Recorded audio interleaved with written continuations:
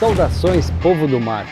Como já é sabido, a essência do bushcraft é recriar e preservar a interação e os métodos dos nossos ancestrais com a natureza, como acender um fogo através do atrito entre pedras ou madeiras, construir abrigos, confeccionar ferramentas e armas a partir de pedras e madeira, conhecer a fauna e a flora e saber interpretar os recursos ambientais a nosso favor, com o fim de se orientar, se proteger e encontrar alimento e água. E uma dessas habilidades dos nossos ancestrais, muito praticada no bushcraft, é a perícia em trabalhar a madeira e transformá-la em utensílios. A arte da esculturação em madeira, que é uma das formas de expressão artística mais antiga da humanidade. E hoje, essa arte da esculturação em madeira é conhecida como wood carving, a habilidade de se transformar um pedaço de madeira, desde um simples utensílio a delicadas obras de arte, algumas tão famosas que acabaram fazendo parte de grandes templos religiosos e museus importantes. Obras de artistas como Michelangelo, Donatello, Leonardo da Vinci, entre outros que ficaram registrados na história da arte de se esculpir a madeira. E hoje, no Bate-Papo Mateiro, quem vai nos contar um pouco sobre essa arte e a história do carving no bushcraft é o mestre Helenaldo Melo, criador do Carving Clube Cerrado.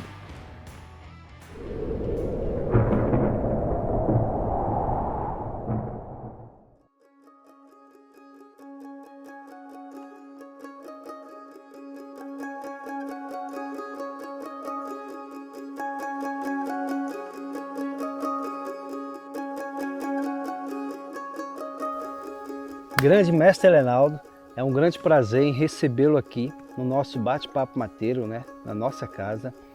E é um cara que praticamente conheceu o bushcraft junto comigo, ali no Bushcraft Brasília. Eu, você, o Jafé, 3 desgarrados, E hoje você é um cara que cresceu muito dentro do bushcraft, E a consequência disso é o Carving Clube Cerrado, não é verdade? Obrigado, Humberto, pela oportunidade de estar hoje aqui. Pessoal, a todos aí que estão nos assistindo, de bater esse papo, de receber esse convite de estar mostrando aí um pouco mais desse universo do bushcraft, do carving, especificamente falando aí dessa prática tão interessante, tão imersiva que é o wood carving, nas nossas práticas mateiras. Isso aí, o prazer é nosso em tê-lo aqui com a gente. E você que está aí do outro lado e ainda não é inscrito, já vai se inscrevendo, deixando seu like, que novamente esse vídeo, esse bate-papo está sendo feito para você. Helenaldo, antes da gente falar sobre a história do carving, vamos conhecer um pouco sobre a sua história, como que foi a trajetória que fez com que você se tornasse o mateiro que você é hoje? Humberto, desde muito cedo, na minha infância, eu sou natural ali do oeste da Bahia, uma região que tem um perímetro irrigado, tem um afluente do São Francisco. E os meus pais, os meus avós, eles migraram para aquela região, inicialmente fugindo da seca, mas na região central do Agreste. Eles fugiram para aquela região, migraram em busca de melhores oportunidades para cultivo nas lavouras, na agricultura, na criação do gado. Então, ali nascia o meu olhar para esse universo, do bioma, da interação com o dia a dia na fazenda. E desde muito cedo eu vi o meu avô nas cultivos de subsistência, ele se especializou na produção de farinha, no cultivo da mandioca ali, que era uma das culturas que resiste à seca. Durante o ano ela perde a folha, então o déficit hídrico naquela região de Serra Geral, que é a minha região, do oeste da Bahia, essa cultura ela se estabeleceu muito bem. Então ele produzia de forma artesanal, ali em forno de pedra e barro, todo o processo da farinha. Então eu vi o meu avô desde muito novo, muito criança ali, eu naquele meio, ele trabalhando e produzindo os coxos para alimentação animal, né, os utensílios usados na fabricação da farinha, o próprio rodo de mexer a farinha, a prensa, né? Eu me lembro de uma história que o meu avô conta que não existia a indústria naquele tempo, né, no Brasil colônia, ela era praticamente inexistente. Então, a gente não tinha as ferramentas elétricas como a gente tem hoje. Então, meu avô ele teve que fabricar um parafuso de madeira para a prensa, para fazer a prensa da farinha. Então, ele fez toda a parte do encaixe até a parte da prensa, um parafuso longo, entalhado na madeira. Já né? vi. Então, assim, existe, né, aí vocês podem consultar na história do Brasil colônia, essa casa de farinha artesanal era dessa forma que se fazia. Então, meu avô, ele fabricou, né, toda a parte de estrutura entalhando na madeira. Já era um praticante de carving. carving. Olha então, só. desde muito novo, como eu te disse. Isso começou a já influenciar na sua formação, né, na sua personalidade como mateiro. Isso. Né? E não só isso, ele fabricar para minha avó gamelas, né? Ele fabricar ali colheres, conchas, utensílios para o dia a dia que facilitava a vida na roça, no campo. Né? Então, naquela época era necessidade. Necessidade, exatamente, Humberto. Então, assim, eu vejo que tudo aquilo me motivou a não perder, resgatar, né? O que o meu avô uma vez usou como necessidade de subsistir e trazer isso hoje para o universo do bushcraft, né? O carving como um todo. Nossa, que história show, Reinaldo. Obrigado. Que história linda, velho, bonita. Eu conheci primeiro o carving, né? Vivenciando toda essa dinâmica, né? Dali em volta da fábrica, né? De farinha artesanal. Obviamente que o bushcraft anda junto também dessa prática, né? Eu já era um mateiro aí e realmente praticava, só que eu não conhecia o termo, o bushcraft em si, que é todo vídeo, todo bate-papo, o mateiro fala isso. Que nós já éramos praticantes do bushcraft, mas não conhecia essa terminologia. Verdade. Pode continuar. Então, assim, conhecendo, assistindo vídeos, né, tanto vídeos de fora, né, vídeos europeus, vídeos norte-americanos, grandes referências, os Ray Mears, né, tem o Will Lord, tem outras referências que para mim me motivaram a imergir cada vez mais. O Soul of Siberian, que é um outro canal, o Bertrand. Então, assim, vários canais mateiros estrangeiros. E aí eu fui ver quem praticava no Brasil, né, essa arte. E aí eu fui ver o Juliano Toniolo, né, Humberto Costa, enfim, trazendo essa temática. E em Brasília, um belo dia, falo belo porque realmente foi um grande prazer encontrar essa galera do bushcraft, o Eisenbahn e um outro membro ali do grupo. Encontrei eles no mercado com a camisa do Bushcraft Brasília.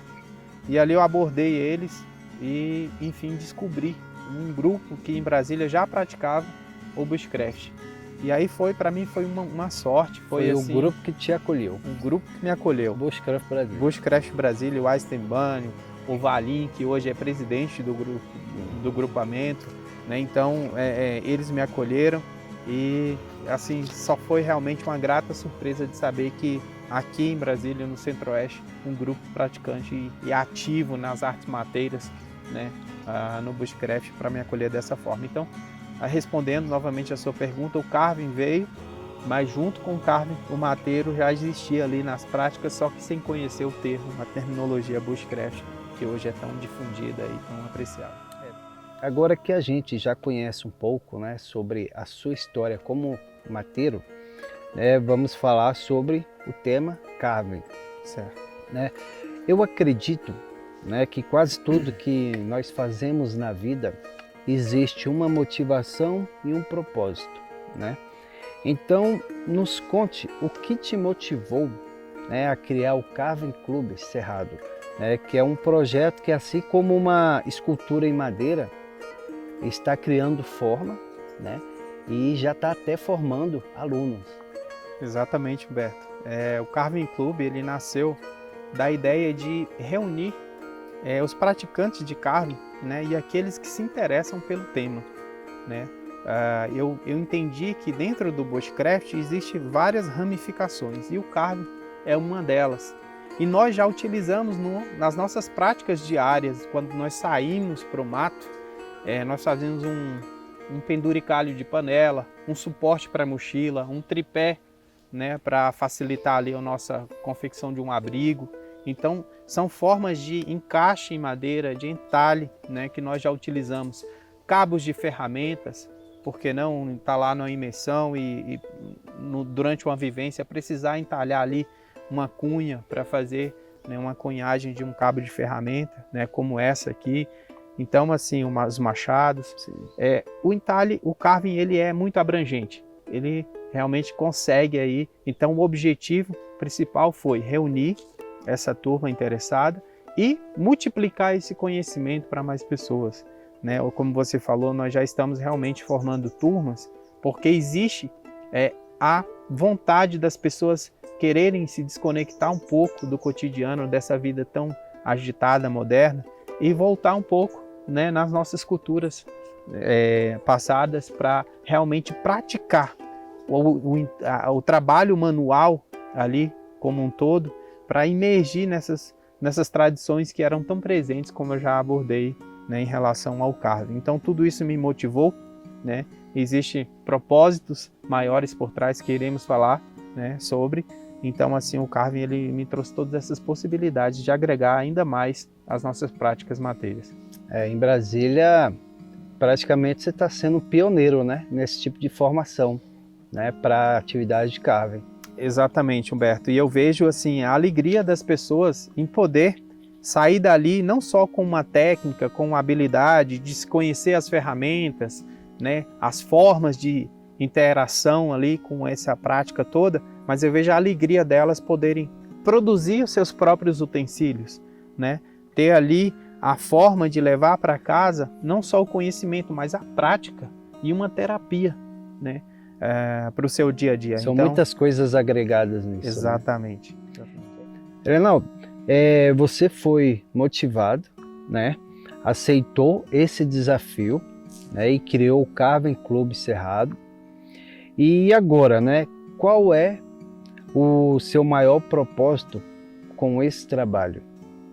Humberto, nós temos aí a meta de continuar essas formações de mais pessoas, e a minha meta, eu falo minha e nossa, porque hoje eu tenho um grande parceiro nessa didática, né, dessa temática, que é o Vitor Valim, é o presidente do grupamento Bushcraft Brasília, né, ele está como atual presidente, de levar esse conhecimento, essa habilidade, essas técnicas, mas o grande objetivo é criar-se uma escola de carving aqui no Centro-Oeste, talvez a primeira com essa temática. Permanente, pioneirismo, para que pessoas conheçam os materiais, as ferramentas, as técnicas e possam desfrutar, né, dessa arte, dessa terapia de cada vez mais praticar o carving. Então, assim, o grande objetivo, além desse, é também deixar algum material didático, que eu vejo que nós carecemos de informações também a respeito do tema. Então, deixar aqui em primeira mão, tem um livro que eu estou escrevendo sobre o tema. Primeira mão aí no nosso canal, viu, galera? Primeira mão, ó. Obrigado aí pela oportunidade. E, assim, não que eu me sinta uma autoridade no tema, mas que eu tenho pesquisado bastante, né, sobre o tema, de como era no Brasil colônia, de como é no mundo lá fora, a cultura da madeira, né, a ressignificação do uso da madeira, porque nós temos hoje a oportunidade de podas aqui em Brasília, em todas as metrópoles, em todas as cidades, né, o paisagismo, você tem espécies ali que sofrem podas de condução, então você tem disponibilidade de material sem precisar desmatar, sem precisar cortar um galho derrubar uma árvore nativa, né, que é protegida. Dentro da cidade a gente tem as madeiras de poda que servem para carving, né? Exatamente, então assim, eu iniciei aqui em Brasília e hoje quem pratica e quem vai nos nossos cursos, nas imersões, eles saem de lá com a certeza que esse material será possível fazer coleta ali de um terreno que está sendo limpo ou de uma poda do seu bairro que está sendo executada e reconhecer essas espécies, né, para com potencial para o carving. Então, tudo isso é uma forma de ressignificar o uso da madeira que seria descartada e seria destinada para uma outra utilidade, dando a possibilidade de se criar objetos, utensílios úteis, né, no nosso dia a dia e para as nossas práticas. Então, eu acho que esse é o grande objetivo, respondendo a sua pergunta. Primeiro, continuar essa formação de mais pessoas, ter uma escola permanente de carving e deixar um material didático para que pessoas possam acessar informações a respeito, né, de todo esse universo que é o carving. Cara, isso é muito importante, assim como a gente estava falando antes, não adianta a gente deter, né, um conhecimento, informação, uma técnica e ficar aguardando ali ou passando por apenas um pequeno grupo de pessoas, né? Então eu considero que esse tipo de informação é de suma importância, o seu compartilhamento, né? A abertura desse livro, para que as pessoas também possam aprender a esse tipo de atividade, né? Esse tipo é uma terapia, né? Isso aí, cara, parabéns, o propósito está lançado, né? E é o Carving Club Cerrado. Exatamente. Obrigado. Reinaldo, embora o carving seja, né, uma arte milenar, eu percebo que hoje, né, essa prática ela não é tão comum, né, não é de conhecimento das pessoas, né? Talvez porque hoje nós temos acesso às coisas de forma muito fácil e rápido, né? Então a gente acaba perdendo essa prática, esse hábito de fazer as coisas na prática, de fazer as coisas com as mãos, né? Eu mesmo vim conhecer esse termo, carving, com você aqui dentro do Bushcraft, né? E é aí que eu entro no título do nosso bate-papo, né? Qual é a história do carving no Bushcraft? Humberto, como eu já até disse, o carving ele é uma parte integrante ali, essencial dentro do Bushcraft, das nossas práticas mateiras, né? Desde a confecção de utensílios ali que vão te dar um suporte, mas essa história ela existe desde que o Bushcraft existe. Isso. Eu tive a oportunidade, Humberto, de morar no continente africano e lá eu vi o quanto as pessoas elas ainda extraem da natureza e ali de forma artesanal todos os seus utensílios, porque a industrialização ela praticamente inexiste. Então tive a oportunidade de sentar com os tribais embaixo da baobá e ver a fabricação de artesanato, de utensílios, de ferramentas para caça, de ferramentas para trabalhos manuais, todas a partir do carving. Então é uma forma que eu vejo que nós perdemos exatamente com o avanço da tecnologia, que é uma coisa boa, mas eu vejo que está se perdendo para as novas gerações. E nós temos essa missão de não deixar essas tradições se perderem, né? Desde um simples entalhe, Humberto, para fazer um fogo por fricção, o hand drill que os tribais usam, que ali você pega com a pedra lascada, ou que você pega ali uma pequena lâmina e faz o entalhe, né, em forma de V, para você obter uma brasa e iniciar um fogo primitivo, desde a elementos mais elaborados, né, como bainhas de ferramenta para o próprio entalhe, como utensílios, né, cursas, colheres, gamelas, né, cabos de ferramenta. Então, assim, o carving ele te traz todo esse universo, a forma de trabalhar com a mão que está se perdendo, né, para as novas gerações. Hoje eu vejo a juventude, né, as pessoas elas se interagirem de uma forma digital, de uma forma remota e perdendo essa habilidade de trabalhar ali com as mãos, de se conectar, de estar atenta, né, ao trabalho manual e usar isso de uma forma artística, de uma forma de produzir um utensílio ali necessário na questão do carving aí para as nossas atividades.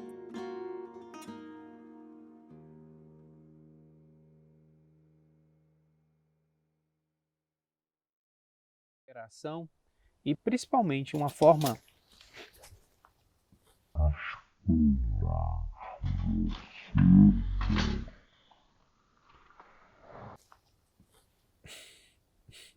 você corta essa parte, velho. Essa parte é que vai entrar mesmo, mas Mas vamos fazer de novo. Porra, o café, Humberto. E agora? Não, mano, derramou tudo não. Eita porra. Faz de Derram- novo. É.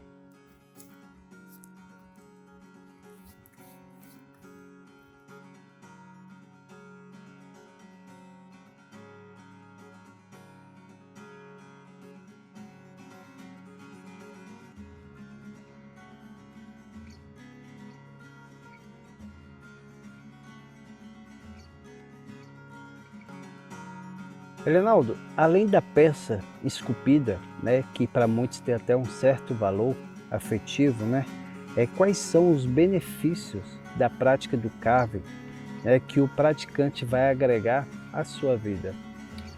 Primeiro, Humberto, uma forma de terapia, de interação, né? Ali de fazer com as mãos, ela tem esse vínculo, né? De você dar um valor especial àquela peça que está sendo feita, né? Ela tem um momento, a madeira, a coleta, tudo aquilo dá mais significado, né, à prática, né? Como eu já disse, é uma forma de terapia, né, que você tem ali de se desconectar, de viver o momento, até porque exige uma concentração total na peça que está sendo trabalhada, né?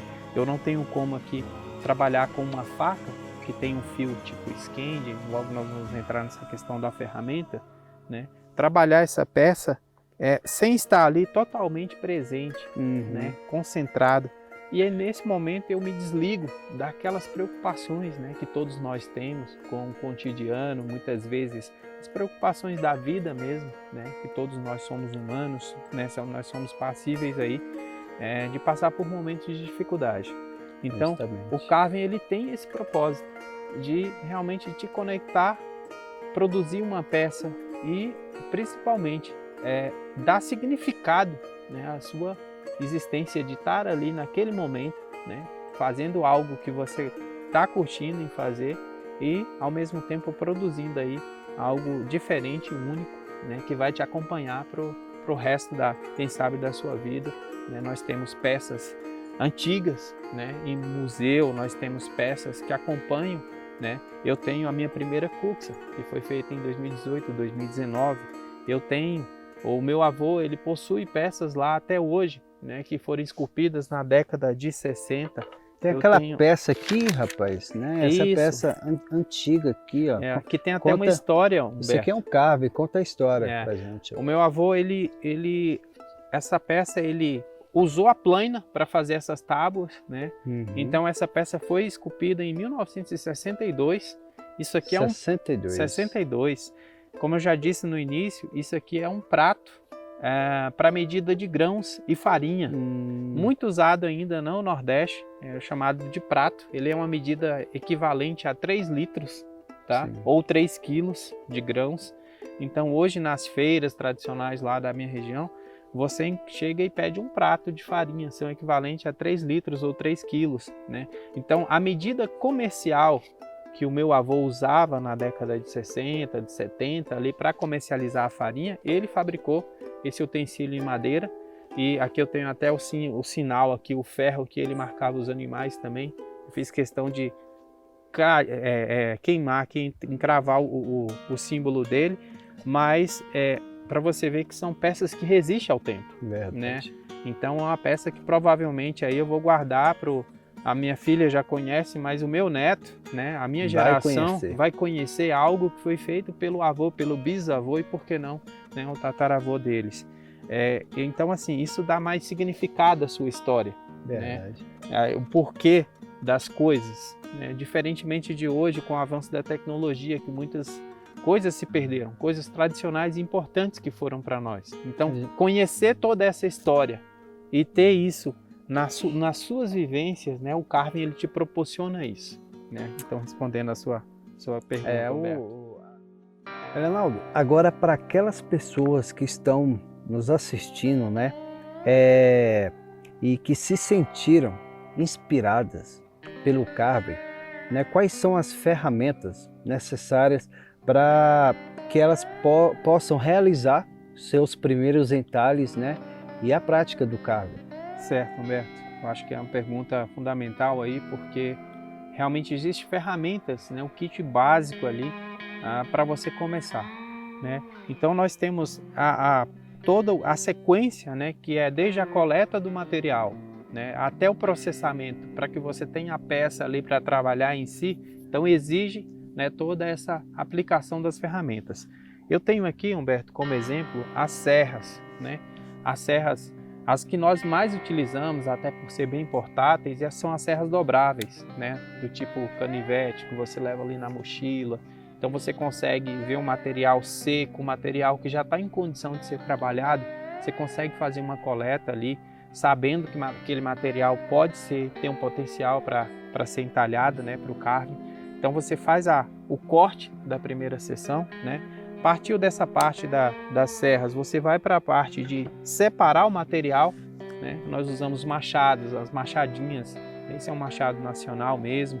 Então assim você encontra aí no mercado, né, de uma forma geral, procurando, você tem várias marcas e modelos que podem ser usados ali para rachar, né, a lenha.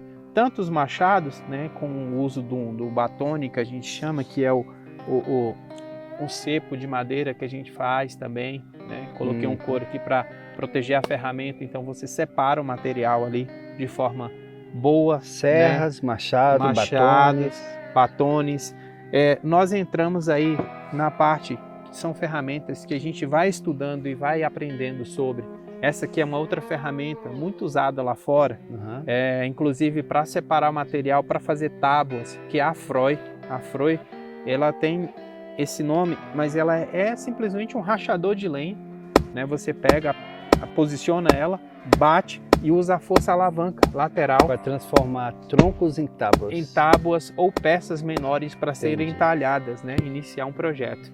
Então, é bem fácil de se fabricar. Essa aqui é artesanal, totalmente artesanal, a partir de um fecho de mola de caminhão, né? Então, assim, bem bruta mesmo, que aguenta aí o trabalho, tá? A partir disso, nós temos as facas, né? Eu tenho facas hoje, a exemplo aqui dessa faca, que é um modelo sueco. Por que sueco? Porque ele tem um tipo de fio de desbaste chamado fio Skand, né? Um desbaste escandinavo, o fio escandinavo, que são dos países nórdicos, né? Da Suécia, da Noruega, da Finlândia, onde toda essa história também, com o trabalho do carving, da madeira, tem uma cultura mais ampla, né? As pessoas nos hemisférios aí, eles têm um clima muito severo, então a madeira, ela não é só uma forma de aquecer o seu ambiente, a sua casa, de preparar os alimentos, mas eles fabricam desde sapatos de madeira, né, até utensílios como cucas, colheres, enfim. Então a faca essa faca é muito fácil também ser encontrada, tá? É a Mora Kniv, e existe outras, né, no mercado disponível com esse tipo de fio, porque esse fio ele permite mais propício para o carving, né, para o entalhe. Então ele realmente você consegue ter mais êxito aí, até na empunhadura, o tipo de empunhadura, né? Aqui eu tenho um outro modelo que é esse modelo aqui mais, digamos assim, rústico, né? Cabo de madeira, mas também com o mesmo tipo de empunhadura e tipo de fio, onde eu permito né, entalhar com mais precisão. Então isso são ferramentas fáceis de se conseguir e que facilitam aí na prática. Então, serras, machados, facas, né? Eu tenho aqui uma outra ferramenta que são as facas curvas, né? As facas curvas, ela tem esse formato curvo, né, na ponta, e elas facilitam o trabalho com peças côncavas, né? A exemplo aqui de colheres. Colheres, cuxas, né? Eu tiro na madeira, né? A parte curvada dela me serve aí para fazer essa entalhe, né, mais preciso. Substitui aquele meio de você fazer isso com fogo, né? Exatamente. Você não precisar fazer esse buraco queimando, né? Que é uma outra técnica, né? Talvez a técnica mais primitiva aí do entalhe se iniciou com o fogo, né? Fazendo essa parte da madeira. Inclusive a minha primeira cuxa foi usando a brasa ali com o auxílio do fogo para realmente obter, mais primitiva para obter esse tipo de furo. Depois das facas curvas, realmente aí nós passamos para ferramentas de acabamento, né? Nós temos aqui a grosa, é um exemplo. A grosa é como se fosse uma espécie de lixa aí para madeira, mas bem grossa, né? O metal, existe vários formatos. A parte de acabamento da madeira. Exatamente, existe vários tipos de grãos aqui, né? Para realmente trabalhar a madeira e dar esse acabamento às peças, né?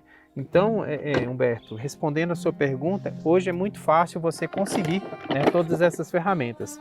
Aqui existe uma outra, que também é uma ferramenta mais rústica aí que nós temos, mas ainda é possível encontrar, né, mesmo com tantas ferramentas elétricas, que veio em substituição essa aqui, que foram as brocas elétricas, né, nas furadeiras. Aqui é um trado manual, né? Esse trado manual nós usamos com auxílio aqui de uma peça de madeira aqui em cima, né? E aí nós tracionamos essa rosca, né, para fazer furos aí e auxiliar no travamento de estruturas, né, para confecção de uma cadeira até uma cobertura, um telhado, né, de uma casa, ou para simplesmente um confinamento para os animais, né? Então já foi muito utilizado, né, no passado e ainda é utilizado por nós, hoje, né, resgatando aí a possibilidade de trabalhar sem o auxílio da eletricidade. Nós temos uma outra ferramenta muito tradicional usada aí na confecção de barris, né, embarcações, peças aqui, que é o formão. Esse é um formão tipo goiva, né, um formão curvo, né, que facilita aí o trabalhar das peças em madeira, de uma forma geral. Também muito fácil de encontrar no mercado, nas casas de agropecuária, enfim, de ferramentas, encontrar os formões, tá? Então todas essas ferramentas, Humberto, realmente elas são necessárias para quem vai iniciar no universo do carne e ir adquirindo ali conforme a peça, conforme o projeto, para se ter realmente toda essa possibilidade. Algumas ferramentas importantes, as essenciais estão aí, né? E deve ter uma infinidade de ferramentas, né?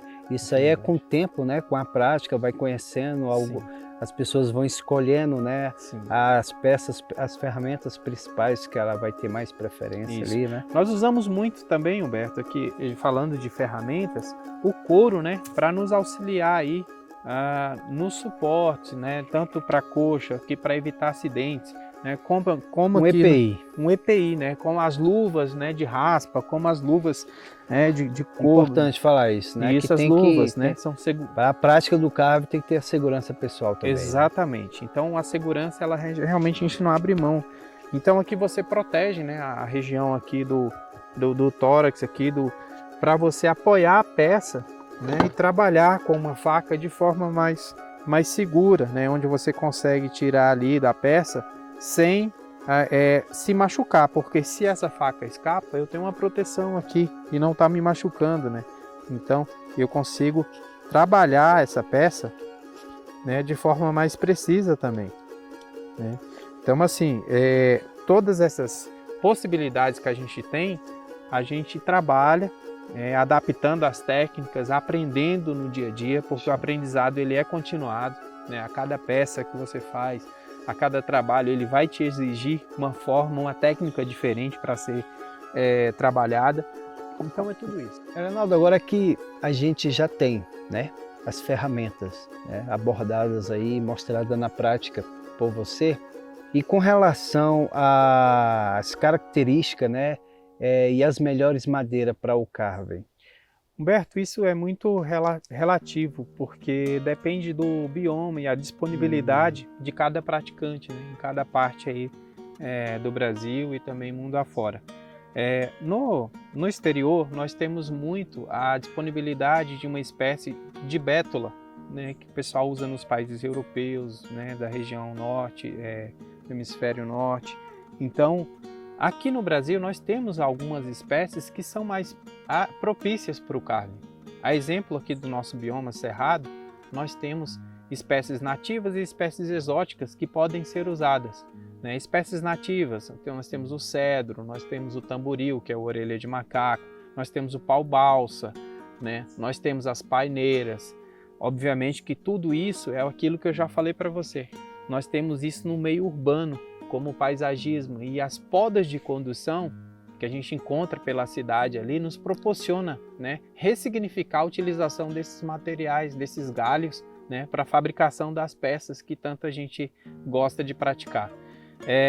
Existe nos outros biomas, por exemplo, na região sul araucária, né, existe outras madeiras, né, Brasil afora, que podem ser utilizadas.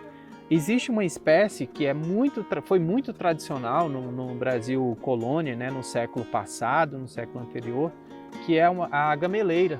A gameleira leva esse nome não à toa, porque o pessoal usava-se para fazer gamelas, né, para confecção de gamelas, de colheres. É uma madeira que tem uma característica macia, como todas essas espécies que eu te falei.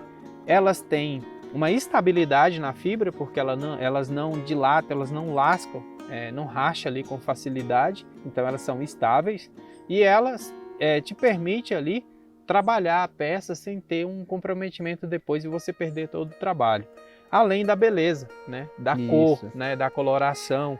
Eu estou aqui com essa espécie mesmo, que vai ser um projeto de uma colher, já até dei o formato, o design. Está, né, se formando. Está se formando, que é uma espécie da caatinga, chamada imburana. Essa imburana de cambão, né? Isso foi uma poda que o poder público também fez numa expansão de rede, né? A rede elétrica para expansão na rede rural, passou-se, né, margeando a estrada e teve várias podas. E dentro delas eu encontrei a imburana ali de cheiro, imburana de cambão, né? Espécies que são propícias aí para a prática do carving, né, do entalhe, né? Nessa região especificamente. Então é importante a gente salientar que não se precisa a gente derrubar uma árvore, né, para fazer um entalhe, um carving. Hoje, nos centros das cidades, já existe muitas madeiras resultados de podas. Todos os dias, todos os dias tem a administração fazendo poda, então Exatamente. A gente tem recurso. Tem recurso. Não precisa a gente desmatar, derrubar uma árvore. Exatamente. Né? E a característica da madeira, ela é melhor quando ela é para entalhe? Quando ela é mais macia ou quando ela é mais rígida, dura? Quando ela é mais macia, é preferível, Humberto. As ferramentas, no geral, para entalhe, elas têm que ter um fio, como eu já disse, muito bem manutenido ali, né? Um fio próprio, né? São ferramentas bem afiadas para você trabalhar. Então, a madeira, ela mais macia, ela te dá essa possibilidade, né, de você trabalhar formas que com a madeira mais rígida, mais dura, como você falou, mais lignificada, né, a fibra mais fechada, ela vai te trazer um grau de dificuldade aí e exigir do praticante uma habilidade, né, maior para finalizar o projeto. Mas é possível sim. Eu tenho peças que eu fiz em aroeira, por exemplo, que é uma espécie utilizada para estacas de cerca, uma espécie nativa que é muito dura, mas trabalhando ali no ponto de umidade ainda mediano, né, ela não totalmente seca, é possível, mesmo em espécies mais lenhosas, você ter esse trabalho aí e ter um resultado interessante. Reinaldo, dentro do bushcraft, né, a gente percebe que se falam muito em cuxas, né? A gente até percebe que a maioria das pessoas carrega junto ali o seu corpo uma cuxa, né, para tomar um café, qualquer outro tipo de bebida. Inclusive foi a peça ensinada no primeiro imersão Wood Carving, né, ministrada por você. Que vocês também podem entrar, tá aí no canal a cobertura completa do primeiro imersão Wood Carving. Exato. E assistir e ver como é que foi, para que você também participe do segundo. Mas além das cuxas, né, quais são as outras peças ou esculturas, né, que a gente pode confeccionar, construir dentro do carving? Bacana, Humberto, eu acho importante essa questão. Nós temos uma infinidade de possibilidades, né, de utensílios que podem ser confeccionados a partir do carving. Para aqueles que ainda não conhecem a cuxa, ela é essa caneca de madeira, né, é muito tradicional nos países nórdicos, né, nos países escandinavos. É uma peça de tradição, né? Os pais, né, os filhos, antes de nascerem ali, já se faz uma cuxa para o bebê que vai nascer e presenteia. Ou os pais transmitem para os filhos, né? E ou para os amigos. Então existe uma tradição, Humberto, que uma cuxa você não compra, você faz ou você ganha, né, de presente. É a parte afetiva. É a parte afetiva. Que a gente mencionou lá atrás. Então é uma forma de você estar desejando na cultura nórdica, né, dos vikings, enfim, dos países nórdicos, de estar desejando saúde, boa sorte, né, àquela pessoa. Enquanto você portar essa cuxa, diz a lenda deles, a cultura deles, que você terá tudo isso, né, sucesso, saúde, né, na sua caminhada, na sua trajetória. Então, além de ser como você disse, uma peça tradicional entre nós, os praticantes de carving, de bushcraft, né, ela tem toda essa história, né, interessante. Então, assim, além das cuxas, nós temos várias outras possibilidades, né? As colheres, né, desde uma colher de medida, né, uma colher ali de graduação. Nós temos 4 categorias, né, de colheres, que são as colheres de medida, as colheres de preparo, né, que são colheres para mexer ali na panela, para preparar. Temos colheres para servir, que são as conchas, e temos as colheres para comer, né? Então, assim, existem essas 4 categorias principais aí, que a gente poderia estar trabalhando também no carving, Humberto, como ali utensílios, né, que a gente fabrica. Além disso, né, existem peças para decoração, né?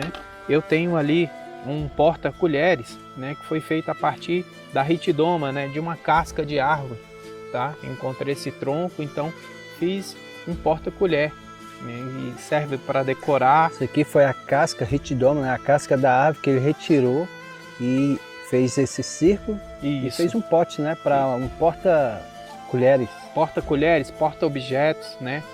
Poderia ser um porta-canetas, pincéis, enfim. Isso tem várias aplicações aí, né? Então, assim, desde cabos de ferramenta, Alberto, como esse cabo aqui de machadinha, né? Eu entalhei a empunhadura para realmente ter uma pegada, uma ergonomia, né, facilitada aí. O carving, ele te proporciona isso, né? Fabricação de batones, para você ali bater sobre as ferramentas para lascar, para rachar outras peças de madeira, né? Eu tenho aqui uma peça que realmente, para mim, foi o maior desafio, não só no tamanho, mas também até na execução. O Humberto acompanhou o início aqui dessa peça, as gamelas. As gamelas, elas servem aí para várias finalidades, mas essa aqui especificamente eu fiz para fruteira, né? Coloca-se lá no centro da mesa com as frutas. Então, uma forma de decorar, uma forma de dar sentido, né, a toda essa cultura e essa história do carving. Helenaldo, o carving, né, assim como qualquer outra arte de se fazer com as mãos, né, tem seus desafios e suas dificuldades, né? Então, quais são os desafios e as dificuldades que o praticante de entalhe, né, terá, não só no início de seu aprendizado, mas no decorrer, né, da sua jornada como praticante de carving? Excelente, Humberto. Primeiro ponto, que nós até ministramos nas imersões, nos cursos, é a questão da segurança, né? O empunhar a ferramenta, o posicionamento, né? A resistência física ali, então tudo isso conta na execução do trabalho. Esse é o primeiro desafio, né? Fazer a manutenção correta do fio das ferramentas, né? Eu tenho aqui, inclusive que eu entalhei aqui uma peça em madeira para servir um estropo, né? Para você passar o fio da faca e você ter um fio perfeito ali para você trabalhar o entalhe em madeira. Então, toda essa parte de segurança, né, com as ferramentas, desde o machado, as serras, as facas, né, vai ser realmente o desafio inicial aí para o praticante de carving.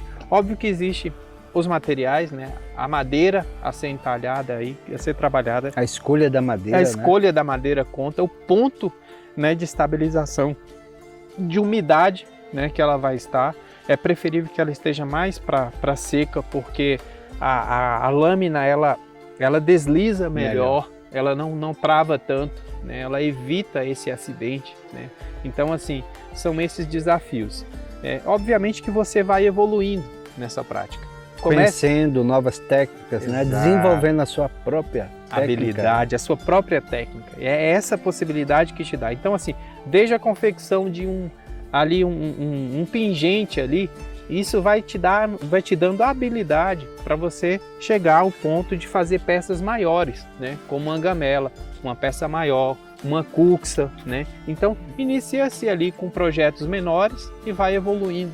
Esse realmente seria um grande lance e um grande desafio para o praticante. Até a própria questão da resistência física, né? Com o tempo, porque de início você vai sentir um desgaste físico, né? Mas isso é para qualquer atividade, isso é natural. Até com o tempo você vai começar a desenvolver um certo grau de resistência física para você poder trabalhar, porque é um trabalho braçal, né? Eu até cito, Humberto, o mundo afora, onde o carving é mais difundido, existem competições nacionais de carvers, que são os praticantes do carving, wood carvers. Eles organizam campeonatos de quem executa a confecção de uma gamela primeiro. Na Rússia existe um campeonato famoso, nacional, anual, um evento muito grande de carvers que se reúne para fazer esse desafio e para que novas pessoas também possam aceitar esse desafio de estar treinando ali, praticando, né, e as suas habilidades no carving. Existe o carving Rússia, enfim, dá para buscar aí na internet depois, mas existem outros campeonatos, existem outros eventos mundo afora, como o Spoon Fest, que é o Festival da Colher no Reino Unido, né, um evento anual que reúne praticantes do mundo inteiro de carving numa única feira, num único ambiente, evento ali, onde as pessoas elas praticam juntas, elas têm habilidades diversificadas e cada um com sua técnica, né, para execução de projetos diferentes. Cada um mostrando sua criatividade. Exatamente. Um cara que para mim é uma referência na questão das gamelas é o Dave Fisher, né? Tem um canal aí no YouTube que eu recomendo, Dave Fisher. Ele para mim é um grande mestre, um grande artesão.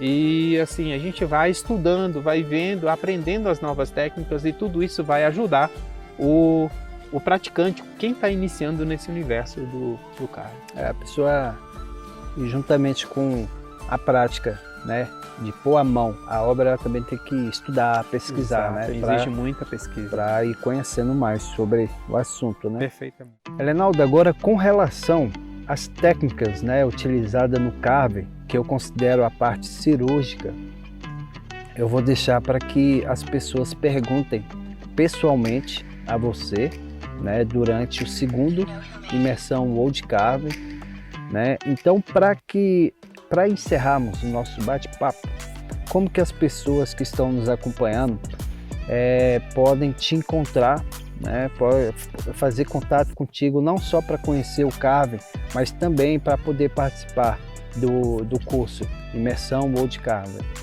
Perfeito, Humberto. Nós temos um canal no Instagram, né, chamado Carving Clube Cerrado, né, com esse propósito de reunir essa turma interessada sobre o tema e também das vivências, das imersões, né? Nós já estamos indo aí, como o Humberto falou, para a segunda edição já temos data, já temos aí lançamento. Se vocês entrarem aí no perfil do Carving Club Cerrado, já tem uma programação.